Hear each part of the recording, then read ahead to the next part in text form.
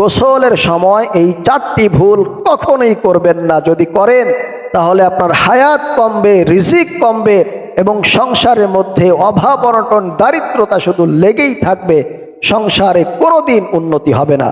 প্রিয় ভাইরা, মা বোনেরা, এমন অনেক মানুষ রয়েছে যারা মাসে লক্ষ টাকা পর্যন্ত ইনকাম করে, তারপরেও দিন শেষে তারা তাদের জীবনে কোনো ধরনের উন্নতি দেখতে পায় না।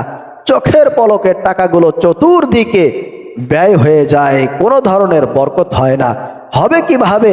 আপনারা তো গোসলের মধ্যে এই 4টি ভুল সব সময় করতে আছেন, যার কারণে আপনার হায়াত কমছে, রিজিক কমছে এবং সংসারের মধ্য থেকে সমস্ত ধরনের বরকত উঠে যাচ্ছে।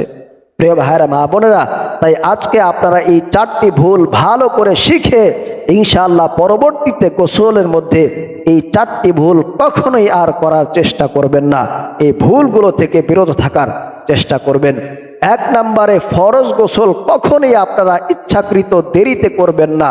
যখনই গোসল ফরজ হয়ে যাবে ঠিক তখনই সঙ্গে সঙ্গে গোসলটা করে ফেলার চেষ্টা করবেন। তবে হ্যাঁ, আপনি দেরিতে করতে পারেন। অনেকে আছে স্ত্রীর সঙ্গে একবার সহবাস করেছে, পরবর্তীতে আবারও সে করবে, হয়তোবা কিছু সময় সে লেট করতেছে, অথবা আপনার কোনো আর্জেন্ট কাজ পড়ে গিয়েছে, অথবা আপনি কোনো দোকানে যাবেন, সেক্ষেত্রে সাময়িক সময়ের জন্য আপনি ওযু করে নিতে পারেন, ইনশাআল্লাহ কোনো ধরনের ক্ষতি হবে না। তবে হ্যাঁ, নামাজের ওয়াক্ত আসার আগেই আপনাকে গোসল করে শরীরটাকে পাক করে নিতে হবে। আর যদি আপনি কোনো ধরনের ওযু না করে একেবারে ইচ্ছাকৃতভাবে অযথা অনর্থক কোনো ধরনের কাজ নাই, কর্ম নাই, শুধু শুধু আপনি সময়টা পার করতেছেন গোসল না করে, সেক্ষেত্রে আল্লাহ পাক আপনার উপর রাগান্বিত হয়ে যাবেন, অখুশি হয়ে যাবেন। জমিন পর্যন্ত আপনার উপর লানত করতে থাকবে, সকল ফেরেশতা পর্যন্ত আপনার জন্য বদদুয়া করতে থাকবে। নাউযুবিল্লাহ। প্রিয় ভাইরা, মা বোনেরা, এই জন্য যখনই আপনার গোসল ফরজ হয়ে যাবে ঠিক সঙ্গে সঙ্গে 1 সেকেন্ডও দেরি করবেন না। প্রয়োজনে আপনি গোসল করে তারপরে আপনি ঘুমাতে যাবেন, এরপরে অন্যান্য কাজ করবেন, কিন্তু তারপরেও ফরজ গোসল বাকি রেখে আপনি কোনো ধরনের কাজ করবেন না। সমস্ত কাজকে অফ করে আপনি আগে গোসলটা করে শরীরটাকে পাক করে তারপরে আপনি অন্যান্য কাজকর্মে যাবেন। প্রিয় ভাইরা, মা বোনেরা, 2 নম্বরে, বাথরুমে উলঙ্গ হয়ে কখনোই গোসল করবেন না। অনেকে আছে যে তারা বাথরুমে উলঙ্গ হয়ে একেবারে সমস্ত কাপড় চোপড় খুলে উলঙ্গ হয়ে গোসল করে। এটা সম্পূর্ণ নিষেধ, এটা কখনোই করবেন না। কারণ আপনার 2 কাঁধে 2 জন ফেরেশতা সব সময় আপনার কাছে নিয়োজিত রয়েছে। আপনি যখন কাপড় চোপড় খুলে একেবারে উলঙ্গ হয়ে গোসল করেন তখন ফেরেশতারা লজ্জা পেয়ে যায়, লজ্জার কারণে আপনার কাছে থাকতে পারে না, তারা দূরে সরে যায়। আর লজ্জা হচ্ছে ঈমানের অংশ। নবী করিম সাল্লাল্লাহু আলাইহি ওয়াসাল্লাম বলেছেন, আল হায়াউ শু'বাতুম মিনাল ঈমান। লজ্জা হচ্ছে ঈমানের একটা অংশ। অতএব যখন আপনি উলঙ্গ হয়ে গোসল করবেন তখন দিন দিন আপনার লজ্জা শরম কমে যাবে, আপনার হায়া কমে যাবে। আর লজ্জা যখন কমে যাবে তখন আপনার ঈমানটাও দিন দিন দুর্বল হয়ে যাবে। আর প্রিয় ভাইরা, মা বোনেরা, আপনি যখন উলঙ্গ হয়ে গোসল করেন তখন শয়তান আপনার লজ্জাস্থান নিয়ে খেলামেলা করতে থাকে, আপনাকে ওয়াসওয়াসা দিতে থাকে, আপনাকে কুমন্ত্রণা দিতে থাকে, যেটা আপনার জন্য মারাত্মক ক্ষতি হয়ে যেতে পারে। এজন্য সাবধান, কখনোই আপনারা বাথরুমে উলঙ্গ হয়ে একেবারে সমস্ত কাপড় চোপড় খুলে উলঙ্গ হয়ে গোসল করবেন না। আল্লাহ পাক রব্বুল আলামিন আমাদেরকে এটা থেকে বিরত থাকার তৌফিক দান করুন। 3 নম্বরে, ফরজ গোসলের ব্যাপারে সতর্ক থাকতে হবে।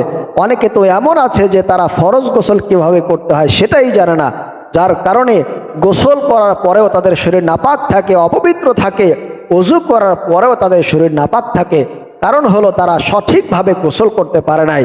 আর এই শরীর নাপাক নিয়ে যদি আপনি নামাজ পড়েন, ইবাদত করেন, দোয়া করেন, তাহলে কোনো ইবাদত আপনার কিন্তু আল্লাহর কাছে কবুল হবে না। প্রিয় ভাইরা, মা বোনেরা, এই জন্য সর্বপ্রথম ফরজ গোসল কিভাবে করতে হয় সেটা আমাদেরকে ভালো করে জানতে হবে, শিখতে হবে। এরপরে সেইভাবে গোসল করে আমাদেরকে ইবাদত করতে হবে, আল্লাহর কাছে চাইতে হবে। তাহলে ইনশাআল্লাহ অবশ্যই আপনার সকল চাওয়া, সকল কিছু আল্লাহ পাক রব্বুল আলামিন কবুল করে নেবেন। তাই প্রিয় ভাইরা, মা বোনেরা, আমি একটু আপনাদেরকে সংক্ষেপে বলছি কিভাবে ফরজ গোসল আপনারা করবেন। গোসলের মূলত 3টি ফরজ রয়েছে। 1 নম্বরে, সর্বপ্রথম আপনাকে ভালো করে কুলি করতে হবে, একেবারে গড় গড় করে কুলি করতে হবে। ভালো করে কুলি করা, এটা হচ্ছে গোসলের 1 নাম্বার ফরজ। 2 নম্বরে আপনাকে নাকের ভেতরে পানি পৌঁছাইতে হবে। নাকের যে নরম জায়গা আছে সেখানে পানি দিতে হবে। এরকমভাবে যদি আপনি পানি পৌঁছাইতে পারেন তাহলে আপনার সেটা ভালো করে আদায় হবে। তাহলে 2 নাম্বার হচ্ছে আপনার নাকের ভিতরে পানি দিতে হবে একেবারে নরম জায়গা পর্যন্ত। আর যদি আপনি রোজা থাকেন তাহলে নরম জায়গায় পানি পৌঁছানো এটা আপনার জন্য জরুরি না, শুধুমাত্র নাকের যে উপরে অংশ আছে সেখানেই পানি দিয়ে দিলে হয়ে যাবে ইনশাআল্লাহ। 3 নম্বরে গোসলের 3 নাম্বার ফরজ হচ্ছে একেবারে পুরা শরীর মাথা থেকে পা পর্যন্ত একেবারে ভালো করে ধৌত করতে হবে, সমস্ত জায়গায় পানি পৌঁছাইতে হবে। বিশেষ করে মেয়েদের নাকের ফুল, কানের দুল, এরপরে হাতের চুড়ি, হাতের আংটি, এই সমস্ত জায়গায় ভালো করে পানি পৌঁছাইতে হবে, যাতে করে শরীরের প্রত্যেকটা জায়গায় পানি পৌঁছা যায়। শরীরের একটা লোম যাতে করে ফাঁকা না থাকে, যেখানে পানি যায় নাই এরকম কোনো জায়গা ফাঁকা রাখা যাবে না। প্রিয় ভাইরা, মা বোনেরা, তাহলে এই 3টা নিয়মে আপনারা গোসল করবেন। একটা হচ্ছে প্রথমে গড়গড় করে কুলি করবেন, তারপরে নাকের নরম জায়গা পর্যন্ত পানি পৌঁছায় দিবেন, এরপরে 3 নম্বরে সমস্ত শরীর ভালো করে ধৌত করে নেবেন। এইভাবে যদি করে আপনারা গোসল করতে পারেন তাহলে আপনার সমস্ত শরীর পবিত্র হয়ে যাবে, পরিষ্কার হয়ে যাবে, পাক হয়ে যাবে। এরপরে যদি আপনি নামাজ পড়েন, ইবাদত করেন, যা কিছু করেন সেটা কিন্তু আল্লাহর কাছে কবুল হয়ে যাবে। এজন্য 3 নম্বরে আপনাকে ফরজ গোসলের ক্ষেত্রে সবচাইতে বেশি সতর্ক থাকতে হবে, যাতে করে সেটা সম্পূর্ণ আদায় হয়ে যায়। 4 নম্বরে গোসলখানায় আপনারা কখনোই পেশাব করবেন না। অনেকে আছে যে তারা গোসলখানায় পেশাব করে। নবীজি সাল্লাল্লাহু আলাইহি ওয়াসাল্লাম গোসলখানায় পেশাব করতে নিষেধ করেছেন, এটা কখনোই করা যাবে না। গোসলখানা যদি আপনারা পেশাব করেন তাহলে আপনার হায়াত কমবে, রিজিক কমবে, সংসারের মধ্যে কোনো ধরনের বরকত আপনি পাবেন না। যেহেতু নবী করিম সাল্লাল্লাহু আলাইহি ওয়াসাল্লাম এটা নিষেধ করেছেন, বাথরুমে অথবা গোসলখানায় আপনি পেশাব করলে আপনার অনেক ধরনের সমস্যা হতে পারে, আপনার জীবনে মারাত্মক ক্ষতি হয়ে যেতে পারে।